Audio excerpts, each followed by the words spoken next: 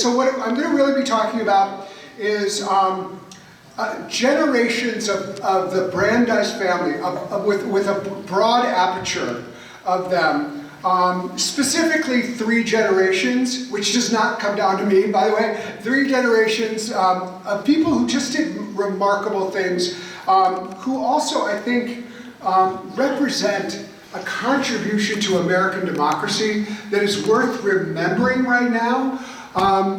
Most of these people are of Jewish background. There are some who come from other background, but they represent a common commitment to this country and commitment to democracy. And so my hope is that today we can remember them, let their memories really be a blessing to us, and be inspired, and also recognize that people have done wonderful creative things in the past, and we can do wonderful creative things now.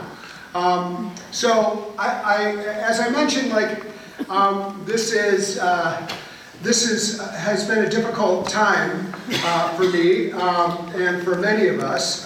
But one of the, I'll tell you what I did on Inauguration Day. I edited a chapter from a book that I'm writing about my grandmother, Elizabeth Brandeis. And I'm going to get into her a lot later and tell you more about her. She was the younger sister of Susan Brandeis, Anne's grandmother, and one of 2 daughters of Louis and Alice. And so this project started in Chatham, Massachusetts, where Louis and Alice bought a home 100 years ago this year. It was in 1925. So let me see if I can figure out how to do this. I can. Okay, so this is a video that I don't think has really been seen outside of the family. I'm going to presage it. There's lots of interesting people in it, but and I'll tell you about it. But I have to press play. So okay, so you are going to see. This was taken by my grandfather in 1938. And it starts with my grandmother. That's Elizabeth Brandeis. This is at the Chatham House. And then that is Alice Brandeis, Louis' wife. And then out here, all of a sudden comes Felix Frankfurter out of that. And there's Louis Brandeis. And Louis Brandeis looks a little shell-shocked. He's like, why are you taking that camera on me? Come over here, help me. But you'll see this was like life in Chatham. And so there's Felix and there's Felix's wife, Marion Frankfurter, with Alice Brandeis. There is, oh, I should pause it. There's Alice. Alice is Susan's mother. And next to Alice is Walter, my father, and Frank Gilbert and Louis. So the grandchildren are hanging out, and they're about to be corralled into a, so I think this is, this charming, and there's Grandma just sitting, being casual. So anyway, I wanted to share that because I think it's exciting to imagine this was what they did. They enjoyed themselves. So that's the house. And I'll put it to the next, no, sorry, that was not what I wanted to do. I want to turn it to the next one. I need to learn how to use this. Oh, there we are. Okay. So that, I want to say a little bit about the project, because I've spent the last 7 years writing a biography of my grandmother. And it started, that's an old picture of the Chatham House. And it started with about 4 cardboard boxes of letters and photographs and things from my grandmother's past that she did not donate to the archives at Radcliffe or at University of Wisconsin. And I went through them and I began to see this incredible life that I didn't know anything about. And it was about her, but then it expanded into all the people around her. And she began to reference this family that I didn't really know about because I was too young and self-absorbed when she died, that I never really was able to learn about it. So she was a pretty amazing woman. And so for the next 30, 40 minutes, I want to talk about the family that I learned about from being around her, that were around Louis Brandeis as well. And we'll get to Louis Brandeis, and he's important, but he's not without context. And everyone around him influenced him, inspired him. And so there's a whole family, and I want to just share with you a little bit about the family. And there's like one of my favorite pictures of E.B. When she was a professor, and just an amazing woman. I'm looking forward to telling you about her. So let's see if I can figure out how to do this. Oh, there we are. No, help me! Help me! I'm using this badly. Zach. Zach. Existential. Zach? Yeah. I think just don't press the center button. It doesn't like that one. Yeah, this. Where do I actually push? Oh, the left one. Yeah. Okay, you can expand that. Okay, now. There we are. This is a book called The Pilgrims of 48, which Josephine Goldmark wrote, and it was in a bookcase in Chatham, and I never looked at it and never bothered to until it started to come up, and it's the story of how the family came to America. And there's an important thing about immigrants in this story and what they contributed to America. So this is an incredible book that kind of opened up, and actually I shared it with Shoshana Demnitz, and it also tells the story of her family, and she didn't know about it because no one really, we didn't share this with each other, but now you're reading it. This is the story of Joseph Goldmark. Joseph Goldmark is not someone that everyone remembers, but he was an amazing man. He was my grandmother's maternal grandfather, and he was born in Poland. Eventually got to Vienna, and he was a doctor, and he was an inventor, a chemist. And he was also someone who advocated for change, social change. And so, I don't know how many people know about the People's Spring of 48, the revolutions of 48. I didn't know about them. Anyway, now I know a little bit about them. This was a huge movement across Europe. And in Vienna, so the monarchy was in total control, and especially in Vienna, the Austrian monarchy controlled Italy, it controlled huge swaths of Europe. And Joseph Goldmark, along with some other people, academics, but also folks, in 1848, they were part of a movement that went to the land house where all the aristocracy was meeting, and they said, we want democracy, up with the people, down with the monarchy, down with the... This was gutsy stuff. They fought for 24 hours, and Joseph Goldmark was the person who actually cut they were all just chanting, and eventually he cut the knot and said, we have to go in. And so they went in, and bloodshed was happening, and eventually, 24 hours later, they won. And the monarchy abdicated. And for the first time in Austria, they had a government by the people. It's when the Reichstag was first established. And Joseph Goldmark, a Jew, was one of the members of the Reichstag. And the Reichstag was incredible. What they did was they started passing laws. They started passing laws in support of getting rid of feudalism. The serfs, they started having freedom of expression, freedom of the press. And one thing that they actually passed was freedom for the Jews. And you know what happened? This is a great story. Is that when they went out to talk, because the Jews had to pay a special tolerance tax in Austria. When they went up for the debate in the Reichstag, and all of a sudden the Reichstag was in, the people could come and watch the Reichstag debate. It was incredible. It was in, if you go to Vienna now and you go to the riding stables, that's where the Reichstag met. So anyway, they introduced the laws to raise the special tax on the Jews. The people who spoke up for it was his best friend, Father Buster, who was a Catholic priest, who had, who basically said, if we don't rid ourselves of the barbarian notion of attacking the Jews that we are not living out the mandates of our faith. It carried the day. So all of this was happening, and they were making strides. And then there was an incident where the people came and they attacked the Minister of War. Goldmark actually tried to save the Minister of War, but later was accused of killing him. And then the monarchy reestablished.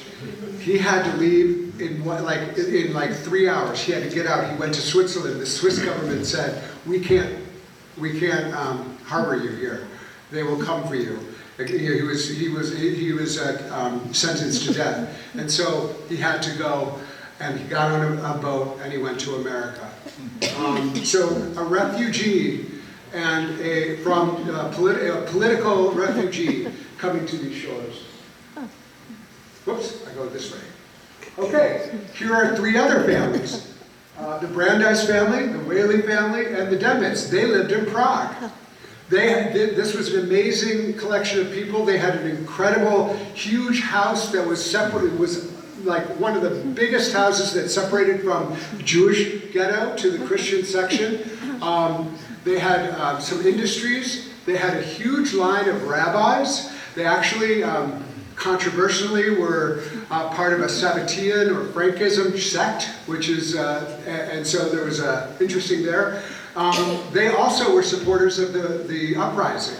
Adolf was sick during the uprising, and so he didn't actually fight. But they harbored like 50 children in their big house while bombs were falling. Again, the uprising was put down.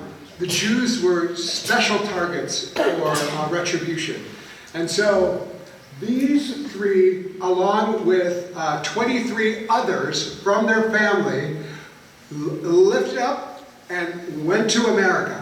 And they did not, so these are the 3 other grandparents of Elizabeth Brandeis and Susan Brandeis. And so Adolf was sent ahead, and he reported back and he said, I already love our new country so much that I rejoice when I can sing its praises. So they moved to the United States. They were not empty-handed. They had 2 grand pianos, beds, china, silver, and they charmingly thought they were going to do back to the land. They were like kind of idealists. We'll do back to the land. We'll do farming. They were like, no, we're not going to do farming. And they went to Madison, Indiana, and then some moved to Louisville, and some moved back to New York. And you will hear more about them later. But now I want to talk to you about Shoshana's great-grandparents. This is Louis Dembitz and Wilhelmina Whaley Dembitz, and they were married. They had children, but Louis Dembitz was an incredible influence on Brandeis, and also was a great lawyer, and he was a really committed abolitionist. And so all of these people around, I mentioned upstairs that they, he went to the convention that nominated Lincoln, and was really important. And he was this religious figure. And Louis recalled going to the Sabbath at Louis Dembitz's house and said, I remember the joy and awe with which my uncle welcomed the arrival of the day, and the piety with which he observed it. And the other thing about Louis Dembitz that is worth knowing is that he was one of the founders of Jewish Theological Seminary and Hebrew Union College. This was an incredibly influential man. He was also the Louisville Assistant City Attorney. So an incredible man. And when Louis Brandeis decided in Germany that he wanted to pursue law, he said, I wanted to go back to America. I wanted to study law. My uncle, the abolitionist, was a lawyer, and to me, nothing else seemed really worthwhile. And so Brandeis changed his name from Louis David Brandeis to Louis Dembitz Brandeis because of Louis Dembitz. So let's talk a little bit about Louis's family. Oh, I always do this. Let's go that way. Yeah, so there's the Brandeis family. So they moved to Louisville, and no one can confirm this, but I kind of wonder if Louis isn't named because they went to Louisville and they were like, oh, that's right. But I don't said that's true. But here you see Adolf and Frederica and Louis, Fanny, Amy, and Alfred. The children loved each other, and they were raised in an incredible home. And actually, Adolf made a lot, slowly built up a practice and made quite a bit of money. And he began to be quite successful. And I should mention, Louis and Alfred became absolutely best friends for their entire life. And one of the things that's worth just noting here, just for the sake of clarity, is they were not raised going to synagogue or with any religious training at all. And that was intentional. Frederica explained, she said, love, virtue, and truth are the foundations upon which the education of the child must be based. They endure forever. And this is my justification for bringing up children without any definite religious belief. I want to give them something that neither could be argued away nor would have to be given up as untenable, namely a pure spirit and the highest ideals as to morals and love. God has blessed my endeavors. So this is, this is an important context because he wasn't really raised within the trappings of religion, but all of the morality. And so his parents were extremely successful, and until there was a depression, and they had to leave. They left, they went to Europe, and they stayed there for 3 years. They lost more and more and more. And it was, Louis said, the event of losing money was one of the most important lessons I ever had. I was, by all concerns, rich by standards, and yet, and then we lost everything, and it was the most important of my life growing up, because he understood what it meant to not have money. So eventually, Louis came back, and he went straight to law school. He didn't get an undergraduate education. He went straight to Harvard. And as one does, apparently, he went straight to Harvard Law School.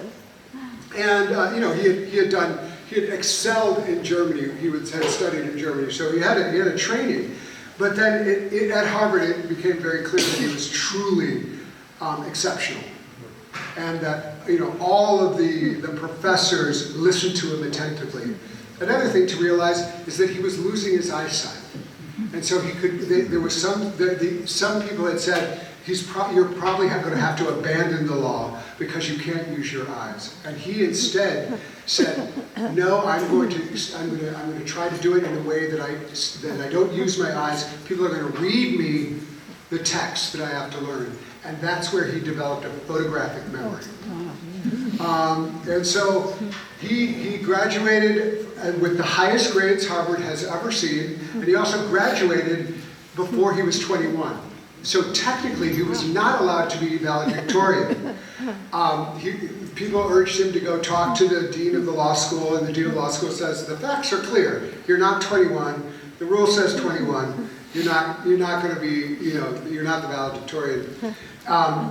That night, unbeknownst to Louis, the faculty voted unanimously to give him that honor.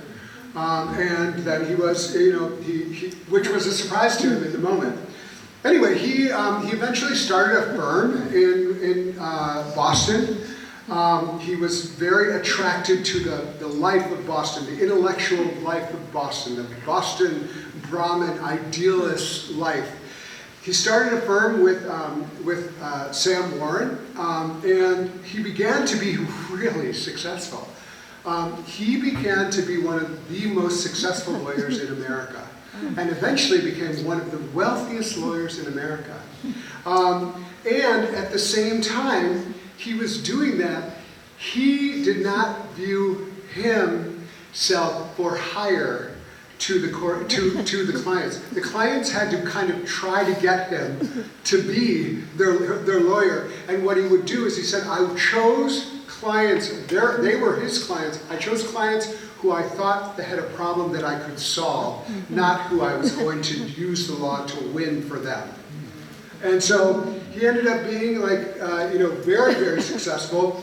One of the things that he did while still practicing was something called, it was called The Right to Privacy, that he wrote with Sam Warren, but everybody knows he wrote most of it. And a little family pride there. But anyway, it became like one of the most important documents creating the idea of the right to privacy. The right to privacy that was not in the Constitution, but it began to be incorporated. There were deans of law school who were saying it was the most important piece of writing for 50 years around like the advance of the understanding of law in America. And one thing that it's worth thinking about is that the right to privacy eventually became one of the ways we thought about LGBTQ equality, the ability to have your own life. It was also for avoiding being wiretapped and over-encroachment by the government. And the other thing was the right to have an abortion and make decisions about your own reproductive health. So very, very important. He then also developed the idea of pro bono legal work. Hugely a big deal. He became, which is kind of great. He said, some people get rich and they buy yachts and diamonds and all kinds of stuff. I want to use my money to basically allow myself to pay my own law firm to take cases for free. So he would take cases for free and pay his law firm for the time he was spending on them. So he began to be known as the people's attorney. He said, there's a lot of talk about corporate lawyers. What about the people's lawyers? And so he went out and became the people's lawyer and would represent the cases for people. I'll talk a little bit more about them. So here's the next thing. He was so successful, amazingly successful. The one thing he wasn't successful at? Having kids. He didn't have a wife. And his three siblings had a spouse and they had children. And so as you can imagine, there was pressure. But let's go to a plot twist. Remember Regina? She came over with the crew from Prague. They went back to New York. Who does she meet? Joseph Goldmark. And Joseph Goldmark, they had met back in Europe. Joseph Goldmark is actually, interestingly, they fall in love and it becomes a scandal. Because back in Europe, people are outraged. And they actually wrote to her and they said, will you give your daughter to a murderer, a man condemned to death for high treason? And so that was, but that counterpoint, Louis Denbitz wrote, you are betrothed to a man, Louis and Frederica, the brother and sister, you are betrothed to a man whose name is held in respect by every cultivated German-speaking person who can meet all of your expectations. I am indeed delighted that you have chosen so cultivated, so highly honored, and so brilliant a man. And so these two have 10 children. And they are amazing. This is an amazing family. He developed a type of ammunition that could be fired in the rain, and he only sold it to the Union. They were totally behind the Union, totally supportive against abolitionists. This family, the Goldmark family, the draft riots that happened during the Civil War, where they had this thing where people were getting drafted, but if you had enough money, you could buy yourself out of being drafted. There's Gangs of New York was on this film. Anyway, there was a people were ransacking houses. The house next to theirs was put on fire. They moved all of their children over to Brooklyn, where they had a factory. But these were all dedicated to democracy. One of them was Henry Goldmark, who actually developed the Panama Canal. But I'm just going to talk about the women, and you're going to notice a theme, because the women around Brandeis and the women were incredible. And these women were all really, really great. Well, one of them was Alice Goldmark. And she is, let me see if I can do this one. Let me, hold on 1 second. So I'll mention, this is something that's worth talking about, just because it's, we don't talk about things like this, but how they met was that Alice Goldmark was going to the funeral of Louis's sister, Fanny, who died by suicide. She had suffered from mental illness, and she died by suicide. So when we think about Louis Brandeis, you don't think about someone who really suffered a personal tragedy. And it's worth remembering that he had that, and he said so many lovely things. He said she was the most intelligent woman he'd ever met. And he was complimenting, and he never judged her for what she did. So there was a side to, it's just important for all of people who do wonderful, wonderful things. There's a whole life that's going on around them that is difficult. So, but these four women are really, really great. And I want to start with, this is Helen Goldmark. Adolf and Frederica Adolf and Regina did not raise their kids Jewish either. And they attended a Unitarian church, and one day when Helen was there, she met a guy named Felix Adler. And I don't know if you all know who Felix Adler is. He founded the Ethical Culture Society. And that was another incredibly powerful movement in the time. Felix Adler was supposed to be a rabbi, but he was actually designated to be the rabbi at Temple Emmanuel in New York, where his father had served. And it turned out, when he gave a sermon, that was his kind of test sermon, he never mentioned God. And they were like, well, do you believe in God? And he was like, not the God you're talking about. And so he eventually started the Ethical Cultural Society, whose creed, they're based on the idea, deed, not creed. He became the Politics and Social Ethics Chair at Columbia, and they founded the first public kindergarten in America. They did first visiting nurses in America, and they really lived out this practice, really important, and a major progressive figure. He also became a father figure for Alice when her father died a little bit younger. They also worked with the ACLU, Urban League, tenement reform. But one of the things he also did was he performed the wedding for Louis and Alice. So Felix Adler performed the wedding for Louis and Alice, and he gave a very short sermon about how their wedding should be a way to support the community. So the next people who I want to talk about are really my two favorite, and this is Pauline and Josephine. And they were known as Peely and Dado. They came to the Chatham House a lot, and they were the two women who influenced my grandmother's life, and I suspect your grandmother's life as well. This is something that my grandmother said at the memorial service for Peely, for Pauline. For Susan and me, she is part of the happiest memories of our childhood. Susan and I always had so much fun when one or both of the aunts were with us. Life became exciting and delightful.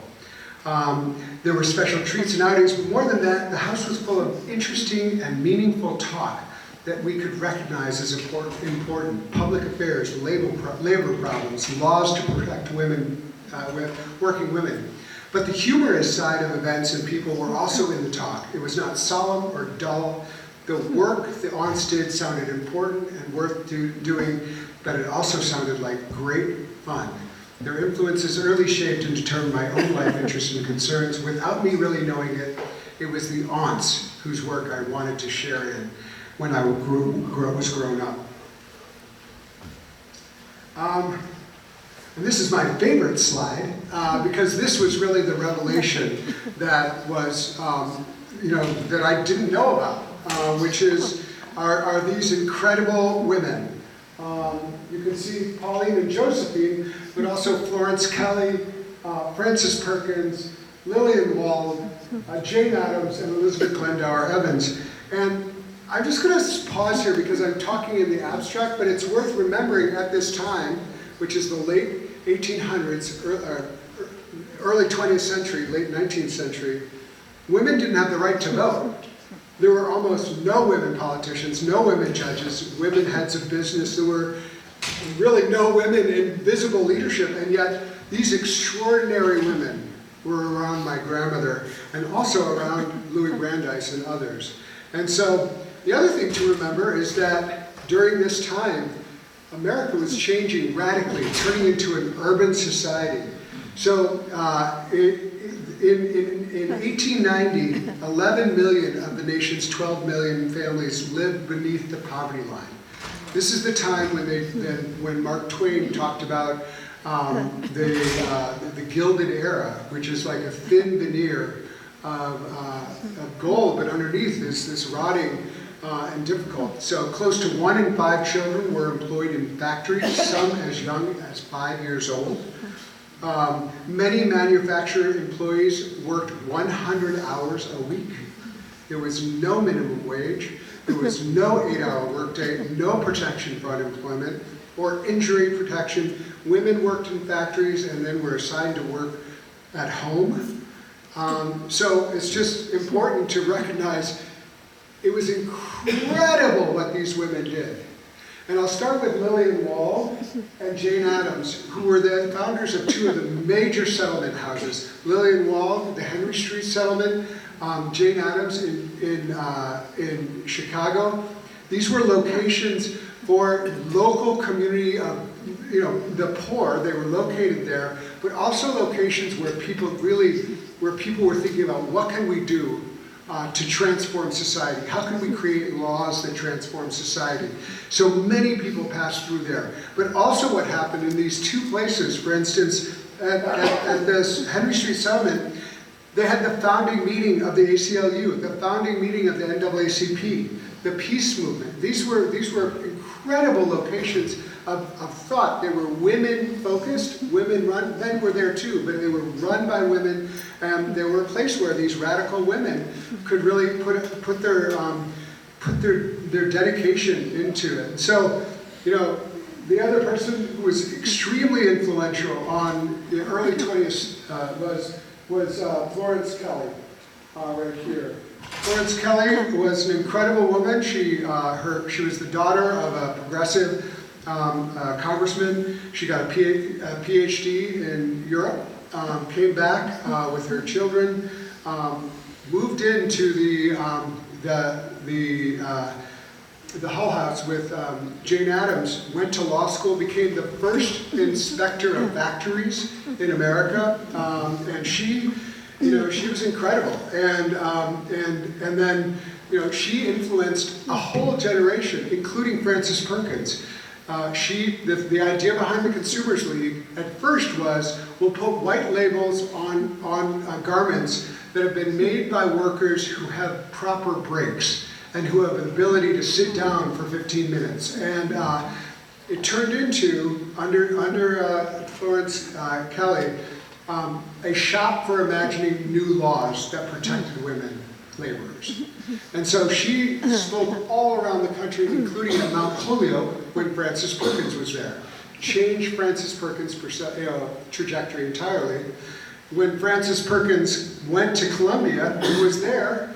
Pauline, because Pauline and Josephine had gone to Bryn Mawr and then went to Columbia and Barnard.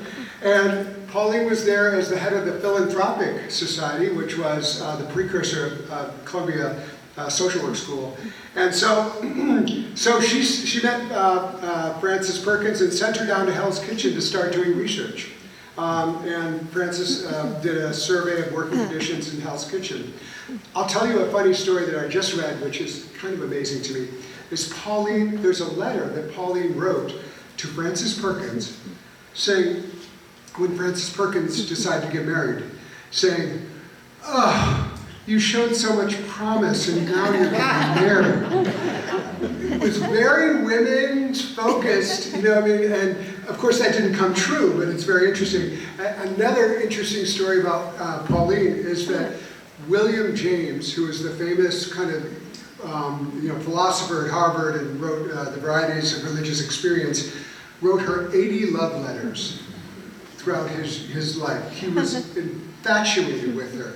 And she wore breeches. These were like crazy, and he talks about her all the time, including about how he was inspired to write the Variety of Religious Experiences. So this is, the Consumers League was really, really important, and the Consumers League was starting to promote bills that would curtail working hours for women. They would do it for women and children to start with, because this was all very, very difficult vis-a-vis the Constitution. It was the Lochner era of the law, and they had basically decided that freedom of contract was so important, and so they were trying to find ways to do laws that could pass and could stand up to scrutiny in the Supreme Court. And which brings me to, I'll just mention Elizabeth Glendower Evans, who nobody knows about, but she was the best friend of Louis and Alice. And there was no progressive cause that she was not involved with. And she was just she was always at the Chatham House and was just an incredible friend to them both. And she deserves to be there. By the way, all of them were, in addition, they were working for the passage of the right of women to vote. And so they viewed that as another piece of their work. So this was the Brandeis Brief, and the way the Brandeis Brief happened, it changed the way laws were argued, and there was a 10-hour work week in Oregon that was challenged, and the Consumers League asked Brandeis to take the case as like part of his pro bono. And I'm going to read to you from a book that Josephine Goldmark wrote about Florence Kelly, and this moment when they approached Brandeis about taking this monumental case. On November 14th, 1907, Florence Kelly and I were actors in a little scene which, though of course we did not realize it then, marked a turning point in American societal and legal law. We had come to Boston to see my brother-in-law, Louis D. Brandeis, then a practicing attorney in Boston, and we sat in the back library of his home on a little street called Otis Place. We had come to ask Mr. Brandeis to appear at the Supreme Court to defend the Oregon 10-hour law for women, attacked as unconstitutional under the 14th Amendment. The case soon to become famous was Miller versus Oregon. Mr. Brandeis looked out and said, "Yes," he said thoughtfully, "I will take part in the defense." And then he said what he needed, which is he needed the facts that surrounded the case.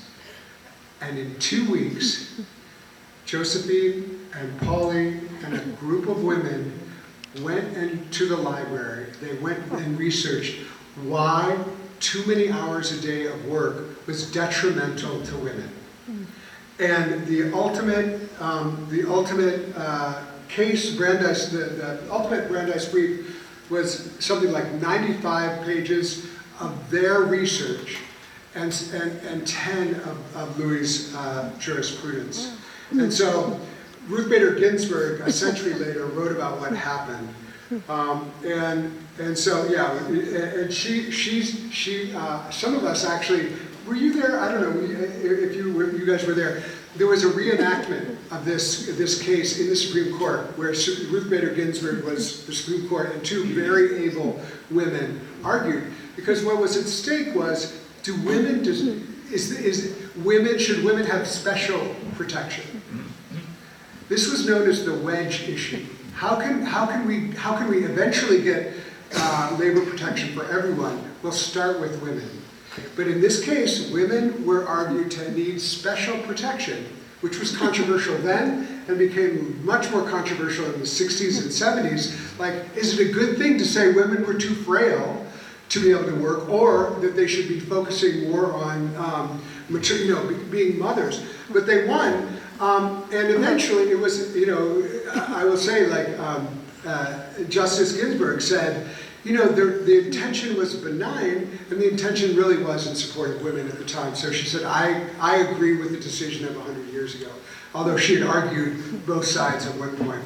Anyway, the important thing was that how that changed the way that the law was argued, including with Brown v. Board of Education, where they brought in all of this sociological evidence to show why segregation was bad for young black children as well as white children.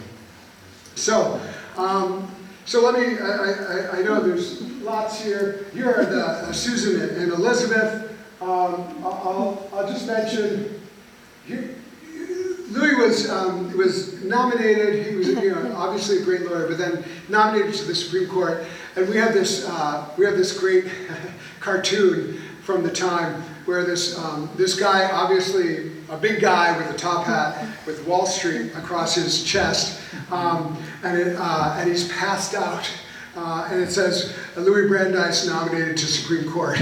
Because Brandeis was known as like someone who was really fighting for justice.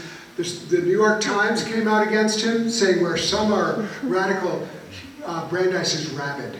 The Wall Street Journal, of course, came out against it. There were thinly veiled, innuendos of not innuendos, some explicit, but some innuendos of anti-Semitism. The fact that he was a Zionist, all used against him. It was the first major battle of a Supreme Court nominee. They've basically been stamped. This one was a 4-month battle, but he won, and all of a sudden, Susan and Elizabeth became bold-faced names, which is kind of funny, you know, because of their father. And Brandeis went on to be one of the most influential Supreme Court justices. Let me. What year was that? Sorry? What year? It was in 1916. Yeah, 1916. Yeah. Oh, sorry.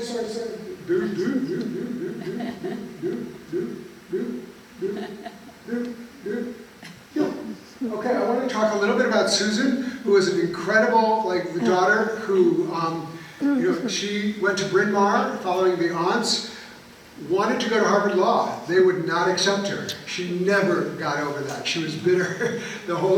So she went out to Chicago very successfully, came back to New York, no firms would hire her.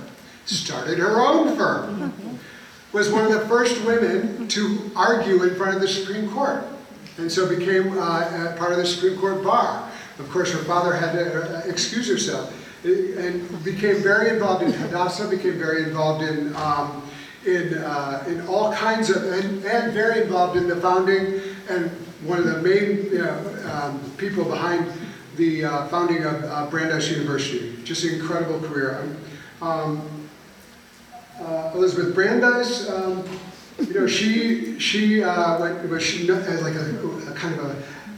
Susan was, kind of a tough person. She was out there and well liked. Elizabeth was a little bit more shy. She went to Radcliffe because it was closer to home, but then flowered there and had an incredible career at Phi Beta Kappa in economics. Went to DC and became the administrator, along with Clara Bayer, of the first minimum wage law in America. And they would go in and they would determine what was an appropriate minimum wage, and then they would enforce it. They had badges. These were both women under 25 years old. The Supreme Court came in and ruled against minimum wage in Atkins versus Children's Hospital. And the phrase that a future professor that she worked with said, she had the tablets of the law broken over her head. So she decided to go to law. She wanted to learn about law and labor. And again, none of the East Coast schools would take her, so she went out to University of Wisconsin, which was known to be very, progressive in labor law, but also in economics. So she attended the law school, and who did she meet there but this guy on the left, Paul Raushenbush. I'm going to go very quickly through this, but Paul Raushenbush was in the economics department, studying labor law with John Commons. He was the son of Walter Raushenbush, who was one of the most influential pastors in America, equal to Brandeis in the reputation as a progressive. He was a very, very powerful figure in the progressive movement. I had a chance to interview Representative John Lewis when I was at one point, and he said, you know, we all read Raushenbush. We were all, he was the most influential pastor, influential thinker for all of us in the civil rights movement. Son of August, who came over here the same time, 1848, as the rest of them, as a Lutheran missionary, you know, began to teach at Rochester. Walter Raushenbush went to seminary. His first job was in Hell's Kitchen, and where he became, you know, all of these tenements and all of these workers. And he said, all the children's funerals, the little boxes, I kept asking, why did they have to die? And he went back to the Bible and he realized that the gospel was asking for the kingdom of God on earth, right? Not some future time, but now. And that we had to build, you know, a society that eventually a king turned into the idea of the beloved community.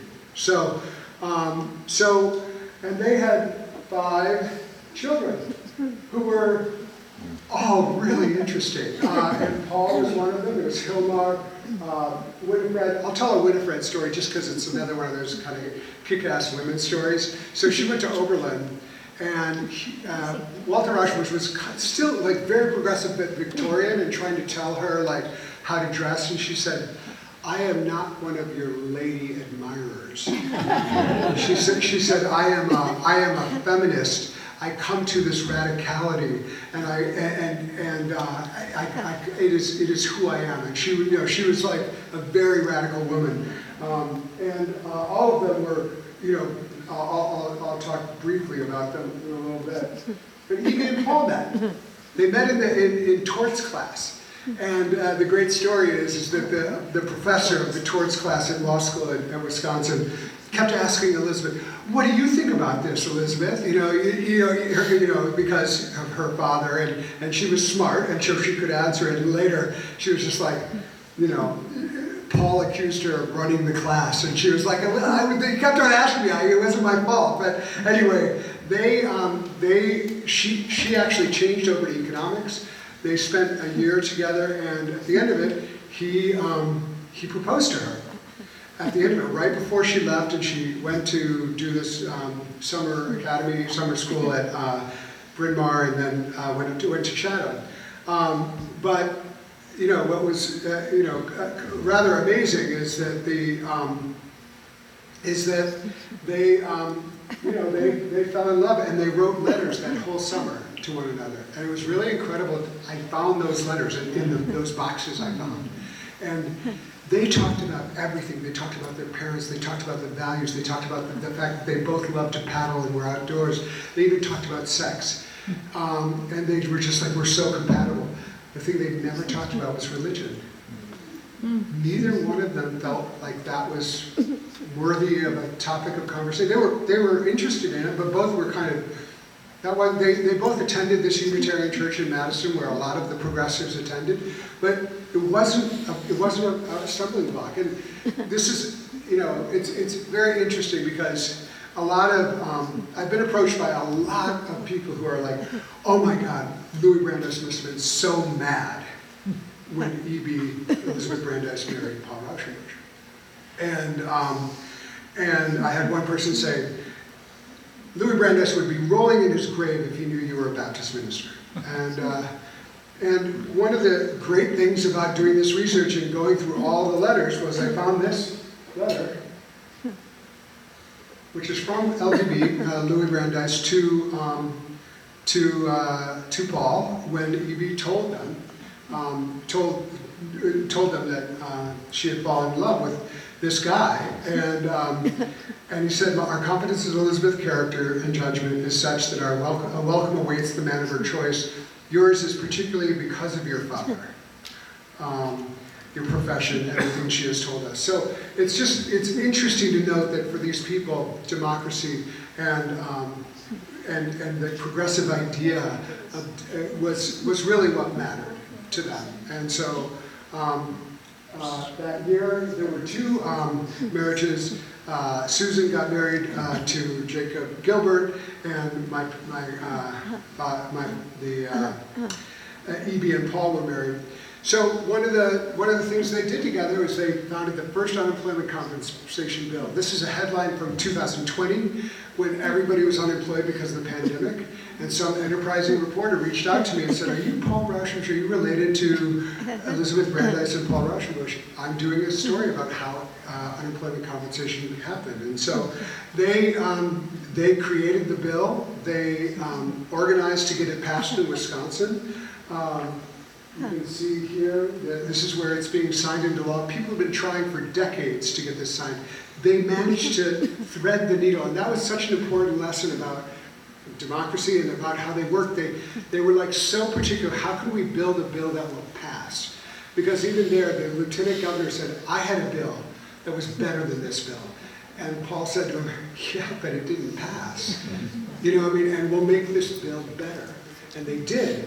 But one of the things that happened with this is that Louis Brandeis actually viewed unemployment as the biggest problem of facing the workers. And so he was very interested and involved.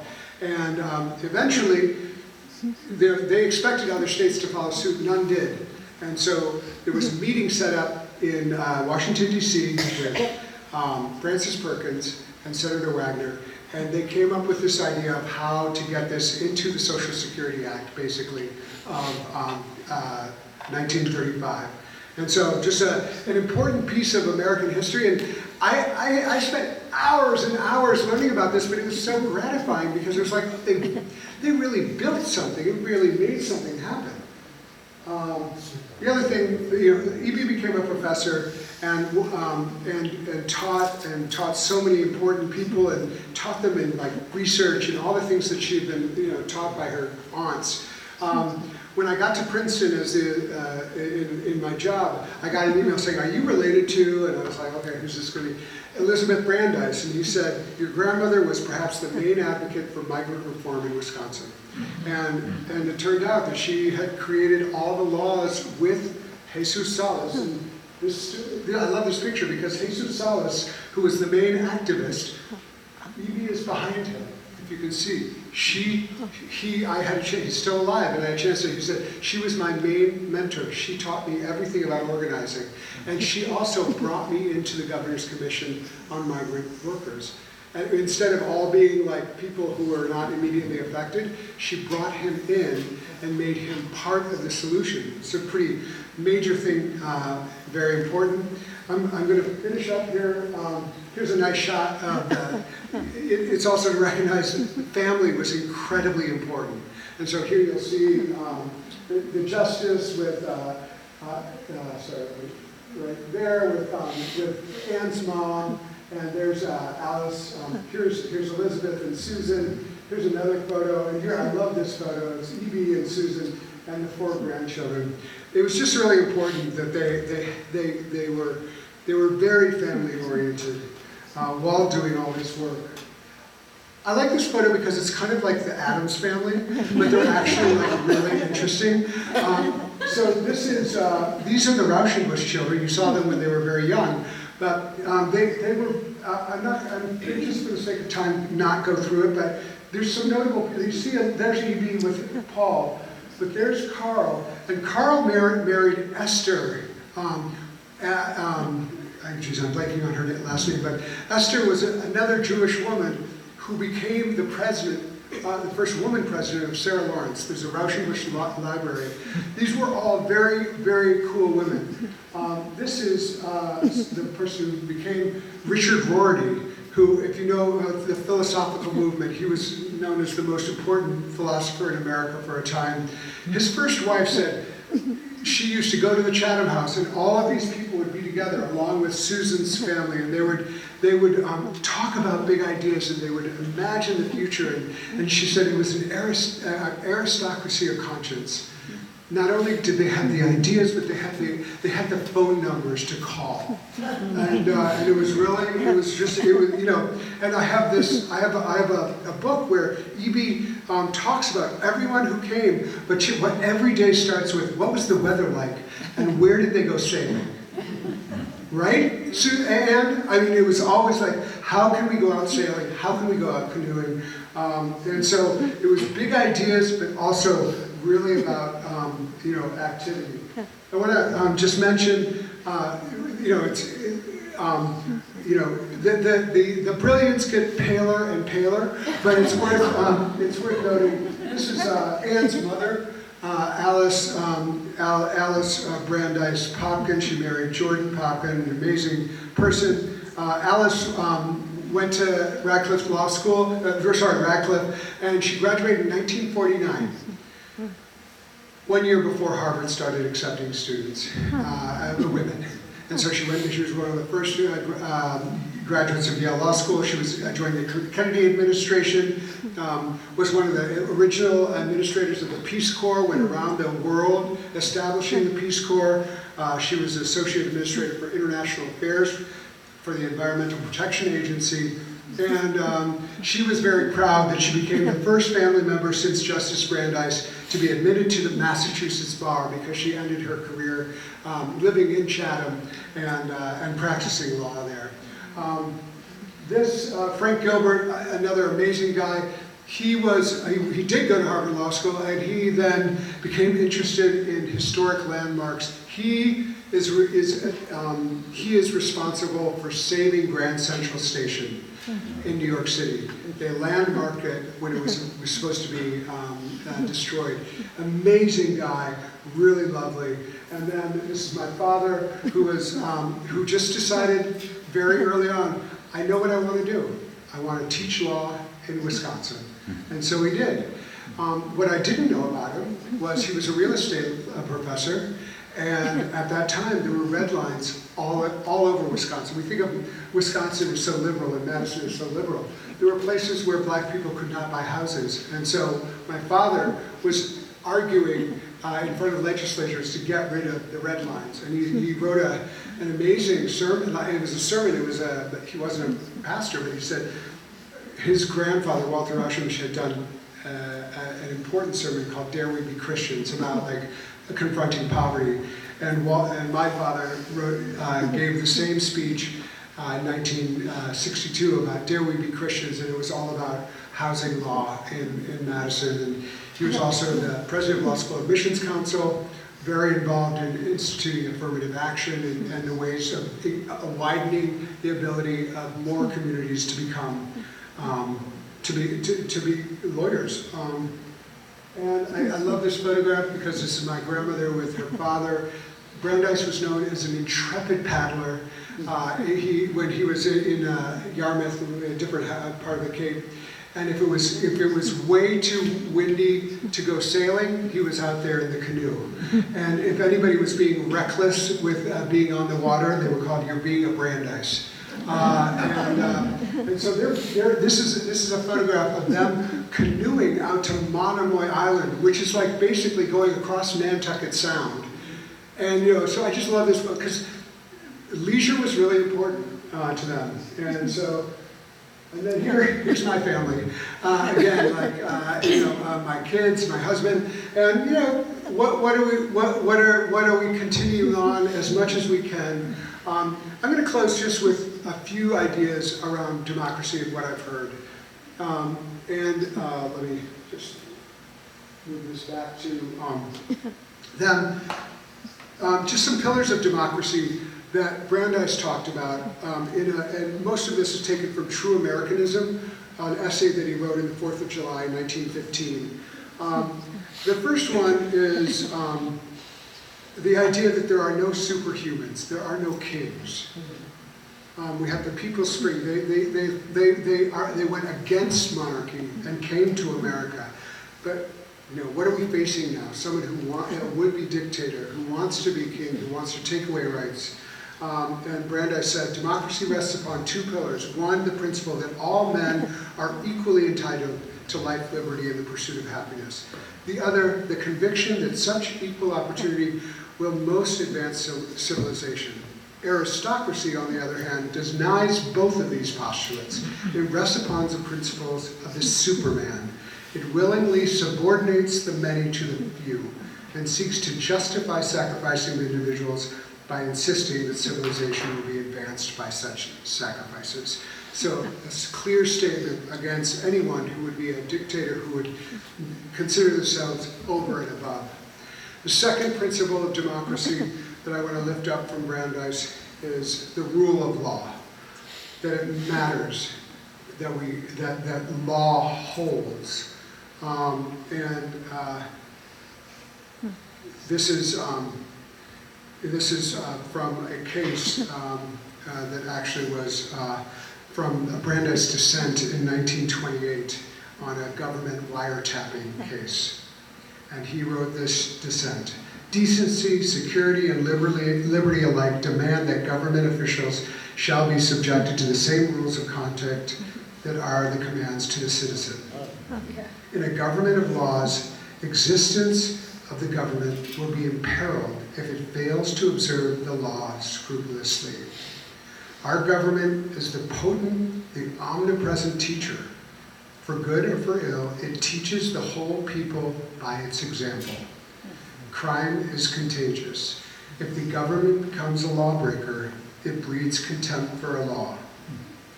It invites every man to become a law unto himself. It invites anarchy. The third pillar that was so important to Brandeis was education. He believed in education. For a year, Brandeis taught at the university at Harvard Law. He was invited to teach a course, and he was so successful that they invited him to have a tenured position, which he said, I don't want to do that now. I'm enjoying my practice. I don't want to do that. His parents were like, you bring us such joy, because the family valued education. Same with the Raushenbush.